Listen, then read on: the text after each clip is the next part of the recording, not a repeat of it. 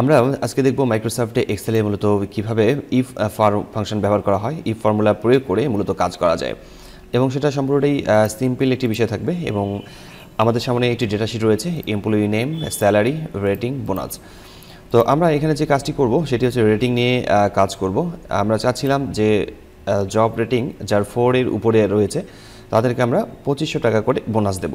4 এর উপরে অর্থাৎ 4 এর উপরে যাদের রেটিং রয়েছে তাদেরকে আমরা 2500 টাকা করে বোনাস দেব। এজন্য আমরা এখানে ইফ ফর্মুলা ব্যবহার করব। এজন্য আমাদের প্রথমে বোনাসের এখানে আমরা ক্লিক করে ইকুয়াল টাইপ করছি।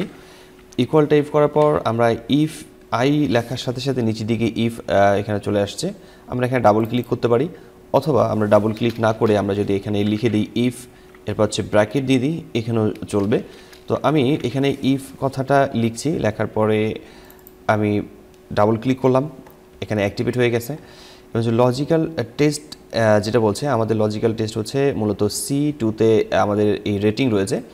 তো আমরা এই C2-তে ক্লিক করতে পারি অথবা লিখে দিতে পারি। যেমন আমি এখানে ক্লিক করছি, অর্থাৎ যদি C2-তে 4 এর উপরে এই সি কলামে যাদের রেটিং 4 এর উপরে থাকবে তাদেরকে আমরা 2500 টাকা করে বোনাস দেব। তো এই জন্য C2 সিলেক্ট করলাম, এরপর হচ্ছে গ্রেটার দেন দিয়ে দেবো, এরপর হচ্ছে আমরা ইকুয়াল দিয়ে দিচ্ছি।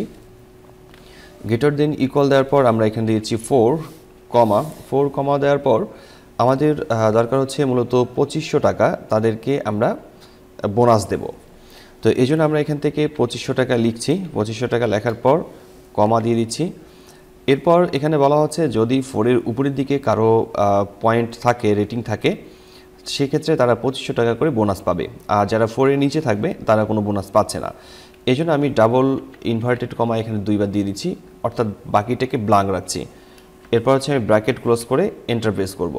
তো এখানে কোনো কিছু আসেনি, কারণ হচ্ছে এর প্রথমে যে রেটিং রয়েছে সেই হচ্ছে 1। এখন যদি আমি এটাকে ফিল হ্যান্ডেল ব্যবহার করে ড্রাগ করে নিচের দিকে নামিয়ে নিই, অথবা এই জায়গায় ডাবল ক্লিক করে নিই, তাহলে দেখতে পারবো যারা 4 এর উপরে রয়েছে তাদের প্রত্যেকেরই কলামে সেলে মূলত দেখা যাচ্ছে যে এখানে 2500 টাকা চলে আসছে। 2500 টাকা আমরা এখানে দেখতে পাচ্ছি। তো এটা খুব সিম্পলি এই কাজটি আমরা করতে পারলাম। আমি এখানে Ctrl-Z ব্যবহার করে আগের অবস্থায় ফিরে আসছি। তো এখানে যে ফর্মুলাটা প্রয়োগ করা হয়েছিল সেটি হচ্ছে ইফ C2 যে সেলে রয়েছে এই সি কলামে, সেখানে যদি 4 এর উপরে কারো রেটিং থাকে তাকে 2500 টাকা দেওয়া হচ্ছে। তো এই কন্ডিশনটা আমি অ্যাপ্লাই করেছিলাম। তো এখন আমি এটাকে আবার মুছে ফেলছি। মুছে ফেলার পর যেমন 2500 টাকা আমার এখানে লেখা আছে, 2500 টাকা লেখা আছে E2 সেলে। তো আমি এখানে নর্মালি ইকুয়াল টাইপ করছি। ইকুয়াল টাইপ করার পর ইফ লিখে আমি ইফ ডাবল ক্লিক করে অ্যাক্টিভেট করে নিলাম। C2 সেলে ক্লিক করছি, ক্লিক করার পর গ্রেটার দেন ইকুয়াল টাইপ করে নেব। গ্রেটার দেন ইকুয়াল টাইপ করে নেওয়ার পর আমি এখানে দিয়ে দিচ্ছি 4, রেটিং 4ই থাকলো, কমা দিয়ে দিলাম। এরপর আমি আসলে লিখতে চাচ্ছি না 2500 টাকা অথবা হচ্ছে 2500 কথাটা আমি লিখতে চাচ্ছি না। তো আমি এখানে ক্লিক করলাম, এখানে ক্লিক করার পর কমা দিয়ে দিচ্ছি। কমা দেওয়ার পর আমাকে ডাবল কোটেশন ব্যবহার করতে হচ্ছে এবং হচ্ছে ব্র্যাকেট ক্লোজ করে নিলাম। তো এখন যদি আমি এন্টার প্রেস করি তাহলে এখানে দেখা যাচ্ছে যে এখানে এই অবস্থাতে আসছে, কিন্তু আমি যদি যখন এখানে ডাবল ক্লিক করব, ড্র্যাগ করে নেব, সবগুলোতেই দেখা যাচ্ছে যে এখানে ড্যাশ সাইন চলে আসছে। এর কারণ হচ্ছে এই নিচেরটাতে মূলত এ রয়েছে E2-তে, এখন পরবর্তীতে এখানে চলে আসছে E3। আমরা এখানে যদি দেখে নিই তাহলে E3 আসছে। তো এই কাজটি মূলত আমরা যে কাজটি করব সেটি হচ্ছে এই E2 যখন আমরা এখানে অ্যাক্টিভেট করে নেব তখন কিবোর্ড থেকে A4 অথবা পরবর্তীতে আমরা এখানে A4 প্রেস করে একে লক করে নেব। আমরা এই কাজটি এর আগেও দেখিয়েছিলাম। এবার এন্টার প্রেস করে যদি আমরা এখানে ডাবল ক্লিক করে নিই তাহলে সবার রেজাল্টগুলো ঠিকঠাক শো করবে। তো এই ছিল মূলত সিম্পল একটা ইফের কাজ। আমরা এখানে আরও একটি কাজ করি, সেই কাজটি হচ্ছে যে এখানে বোনাস দিয়ে দেবো।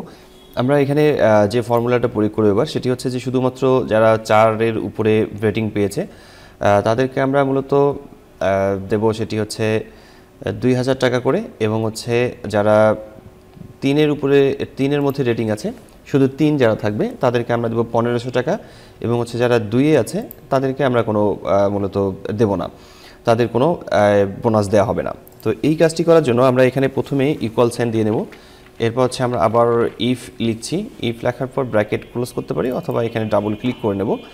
তো C2 সেলে ক্লিক করে নেব। C2 সেলে ক্লিক করার পর আমরা গ্রেটার দেন ইকুয়াল দিয়ে দিচ্ছি 4, অর্থাৎ 4 এর উপরে যাদের রেটিং রয়েছে, কমা, তাদেরকে আমরা এখন দেব 2000 টাকা করে, কমা দিয়ে দিচ্ছি। এরপর আমরা আর এখানে ব্র্যাকেট ক্লোজ করব না, ডাবল ইনভার্টেড কমাও ব্যবহার করব না, এখানে আমরা আবার ইফ লেখার পর ব্র্যাকেট ক্লোজ করে নিচ্ছি। আমরা ইফ লেখার পর ব্র্যাকেট ক্লোজ করা অথবা হচ্ছে এখানে ডাবল ক্লিক করেও নিতে পারি। C2 সেলে আবারও ক্লিক করে নিচ্ছি। আবারও ক্লিক করে নেওয়ার পর এখন আমরা এখানে দিয়ে দিচ্ছি ইকুয়াল, অর্থাৎ ইকুয়াল দেওয়ার পর আমরা এখানে দিয়ে দিচ্ছি 3, অর্থাৎ যারা 4-এর উপরের দিকে পাচ্ছে তাদের মূলত 2000 টাকা করে দেওয়া হবে, আর যারা 3 পেয়েছে তাদেরকে দেওয়া হবে কমা দেওয়ার পর আমরা এখানে দিচ্ছি তাদের জন্য 1500 টাকা করে দেওয়া আছে। তো এরপর কমা দিয়ে দিলাম, আর যারা 3-এর নিচে পেয়েছে তাদেরকে কোনো ধরনের কোনো বোনাস দেওয়া হবে না, সেই জন্য আমরা এখানে ডাবল ইনভার্টেড কমা ক্লোজ করে দিচ্ছি। ডাবল ইনভার্টেড কমা ক্লোজ করে দেওয়ার পর আমরা এখান থেকে ব্র্যাকেট ক্লোজ করলাম। তো ব্র্যাকেট ক্লোজ করার সময় আমি এখানে মূলত একবার ব্র্যাকেট ক্লোজ করেছি এবং হচ্ছে রেটের সাথে মিলেছে, এবং হচ্ছে যদি আমি আরও একবার ব্র্যাকেট ক্লোজ করি তাহলে এই ব্ল্যাকের সাথে মিলবে, অর্থাৎ আমার এখানে ব্র্যাকেট মূলত প্রথমের দিকে দেওয়া আছে স্টার্টিং 1, 2, আমার এখানে মোট স্টার্টিং ব্র্যাকেট 2টি দেওয়া রয়েছে। তো শেষের দিকেও আমাকে 2টি স্টার্টিং মানে ইন্ট ব্র্যাকেট ক্লোজ করতে হবে। এখন এন্টার প্রেস করলে আমরা দেখতে পারবো যে এই জায়গায় মূলত ব্ল্যাঙ্ক দেখাচ্ছে, কারণ হচ্ছে যে 1-এর জন্য কোনো 1 নাম্বার যারা রয়েছে রেটিং তাদের জন্য কোনো বোনাস নেই। তো এখন যদি আমরা এখানে ডাবল ক্লিক করে নিই তাহলে আমরা দেখতে পারবো যারা 4-এর রয়েছে তাদের যারা 4 রয়েছে তাদের মূলত 2000 টাকা এসেছে, 5 2000, এবং যারা 3-এর মধ্যে রয়েছে তাদের এখানে আসছে 1500। তো এখানে যদি আমি আরও একটি কাজ করতে চাই, যারা 2 রেটিং পেয়েছে তাদেরকে যদি আরও দিতে চাই, বোনাস দিতে চাই, সেক্ষেত্রে আমি এখানে ফর্মুলাতে ডাবল ক্লিক করে নেব এবং হচ্ছে সবার শেষে এখানে ক্লিক করে আবারও আমি এখানে লিখছি ইফ, আমি এখানে ব্র্যাকেট দিয়ে দিচ্ছি, ব্র্যাকেট আমি এবার ডাবল ক্লিক করলাম না, তারপর এখান থেকে রেটিং C2-তে ক্লিক করব। C2-তে ক্লিক করার পর আমি ইকুয়াল দিয়ে দিচ্ছি এবং হচ্ছে 2 কমা দেওয়ার পর আমি ওকে দিতে চাচ্ছি 100 টাকা অথবা 200 টাকা করে। সেক্ষেত্রে আমি এখান থেকে 200 টাকা নিয়ে নিলাম, কমা দিয়ে দিলাম। এর পরের কাজ হচ্ছে আমাকে এন্টার প্রেস করতে হবে, সরি এখানে এরপরে আমাকে যে কাজটি করতে হবে সেটি হচ্ছে ব্র্যাকেট ক্লোজ করতে হবে। আমি এই কাজটি করার পর এখান থেকে ব্র্যাকেট ক্লোজ করব।